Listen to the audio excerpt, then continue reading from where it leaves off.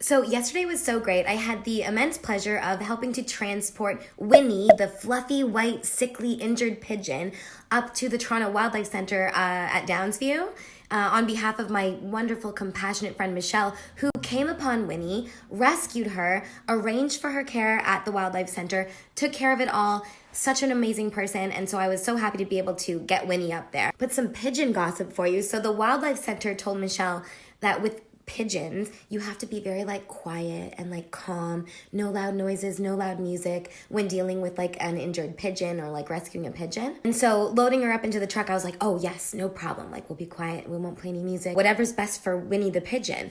But then I was also thinking to myself, this is a pigeon, a big city pigeon. I've seen her and all her friends. They're always moshing out of control, thrashing around in a pit surrounded by vomit and cigarette butts in the loudest intersections. They're absolutely depraved, deranged, out of control party animals. So it's okay, yeah, I'll be quiet for the pigeon.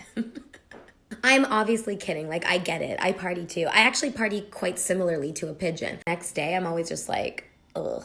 Please, can everyone keep it down? So I get it. So we did have a really nice ride up there with Winnie. She was in a box on my lap, and it was nice and quiet. We didn't play any CDs. Windows were up. It wasn't windy. Very pleasant. Although at one point, I think I heard from inside the box her saying, "Put on Alice in Chains." No, we are not putting on Alice in Chains. Michelle did suggest that I could try cooing to Winnie, just to kind of make her feel at home. So, me, of course, I'm going to try that. But evidently, not everyone in the vehicle appreciated the cooing. All right. What? No, that dog's got a brace. Knee brace. Anyway, we got Winnie to the Wildlife Center, all good, safe and sound. She's going to mend up just fine and have a hot girl summer. She'll be great.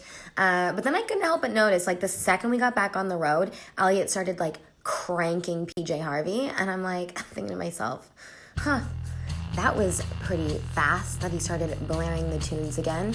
It's almost like he couldn't wait for Winnie to be out of the car. I bet he couldn't wait for Winnie to be out of the car. In fact, he doesn't care at all. As a matter of fact, I bet he doesn't even care about me. So anyway, that should give me something to stew over for the next few days. Anyway, this is all to say, I think that these individuals, like my friend Michelle, or these facilities like the Toronto Wildlife Center, Shades of Hope up in Barrie, it's so amazing that they take the time out of their lives and they volunteer and use their resources to help these little ailing creatures that we do share the world with. So we have to look out for these little guys, even though, you might look around and think, okay, there's 100,000,000 freaking pigeons around here. But every little pigeon contains one big life. That life to that pigeon is their one big life, and it is so rich. So every little life is a big life, and they all count.